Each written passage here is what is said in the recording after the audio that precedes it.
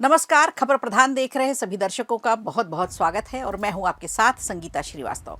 देखिए, हमारे देश का सिस्टम इतना लचर हो चुका है कि एक बेगुनाह की पूरी जिंदगी जेल में चली जाती है और जब फैसला आता है तो पता चलता है कि उसका तो कोई गुनाह ही नहीं था। ऐसा ही एक मामला है जिसमें आपको भी हैरानी होगी और गुस्सा भी आएगा।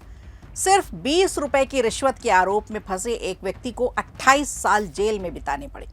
ये ठीक वैसा ही मामला है, आपको याद होगा विष्णु तिवारी का केस, जो पिछले दिनों खूब सुर्खियों में भी रहा। विष्णु तिवारी को 20 साल जेल की सलाखों के पीछे रखा गया, जबकि कोई गुनाह नहीं था। कोर्ट ने बरी कर दिया, लेकिन इतने लंबे सालों की सजा का भुगतान उसने उस बात के लिए किया जिसमें उसका कोई कसूर ही नहीं था, कोई गुनाह ही नहीं था।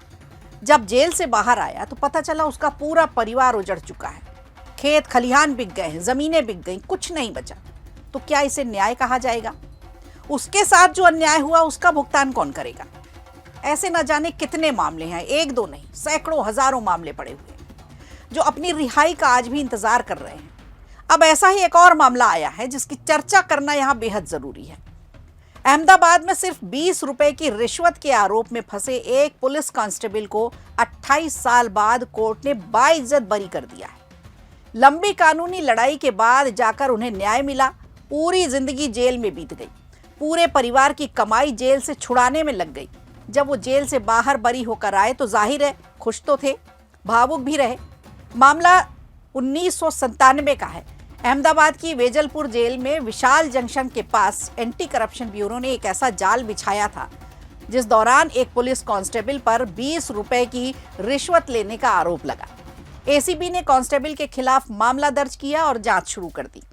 जब ये मामला अदालत पहुंचा और कानूनी कार्रवाई इस पर शुरू की गई तो करीब 7 साल तक केस निचली अदालत में चला, सिर्फ 20 रुपए के लिए। साल 2004 में अहमदाबाद डिस्ट्रिक्ट कोर्ट ने कांस्टेबल को दोषी करार दिया। अदालत ने उन्हें 3 साल की सजा और सुनाई। इसके बाद उनकी छवि भी खराब हुई। समाज के लोगों ने उनका खूब मजाक उड़ाया। परिवार के लोगों को बाहर निकलना मुश्किल हो गया। परिवार के जो रिश्तेदार थे उन्होंने भी ताने मारने शुरू कर दिए। इस तरह से पूरा करियर ही उनका खत्म हो गया। पुलिस की नौकरी चली गई, समाज में बदनामी हुई वो अलग। डिस्ट्रिक्ट कोर्ट के फैसले के खिलाफ कांस्टेबल ने गुजरात हाई कोर्ट में अपील दायर की। यहां उनकी कानूनी लड़ाई बेहद लंबी चली। अपनी बेगुनाही साबित करने के लिए उन्हें करीब 22 साल तक हाई कोर्ट के चक्कर काटने पड़े। कहीं कोई सुनवाई नहीं हो रही थी। घटना के पूरे 28 साल बाद गुजरात हाई कोर्ट ने अपना फैसला सुनाया। कोर्ट ने कहा कि अभियोजन पक्ष आरोप साबित करने में पूरी तरह से नाकाम रहा। इस एक लाइन के जजमेंट के बाद कांस्टेबल को बाइज्जत बरी कर दिया गया, जिसकी वजह से 28 साल उन्हें जेल में बिताने पड़े थे। जाहिर है खुशी होगी, लेकिन दुर्भाग्य ये भी रहा कि फैसले के कुछ ही घंटों बाद उनकी मौत भी हो गई। तो माननीय को यह भी बताना चाहिए कि पुलिस कांस्टेबल के 28 साल कौन वापस करेगा? इसकी भी कोई न्यायिक प्रक्रिया है? ये मामला न्याय में देरी और उसके बुरे असर पर गंभीर सवाल जरूर खड़े करता है।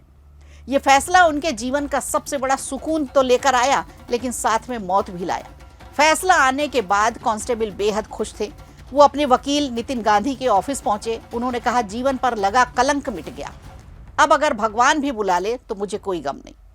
शाम को जब वो अपने घर लौटे तो कुछ ही घंटों बाद उनकी मौत आ गई। बस इतना सुकून था कि उनको मरने से पहले, मौत से पहले वो बाइज्जत बरी हो चुके थे। शायद जज साहब भी अपनी पीठ ठोक रहे होंगे कि हमने एक बेगुनाह को बचा लिया।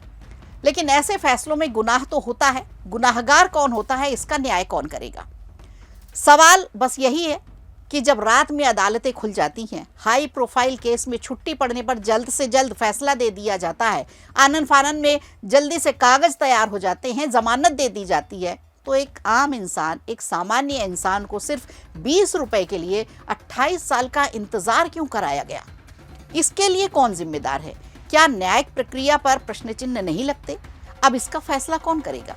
सबसे बड़ा सवाल न्यायालय से ये भी है, क्योंकि ऐसे बहुत से केस अभी भी पेंडिंग पड़े हैं। बेगुनाह अपनी रिहाई का इंतजार कर रहे हैं। अगर आपके किसी परिचित के साथ ऐसा हुआ हो तो हमसे कमेंट में शेयर जरूर करिए। वीडियो अच्छा लगा हो तो लाइक कीजिए, शेयर कीजिए और कमेंट बॉक्स में हमें जरूर बताइए।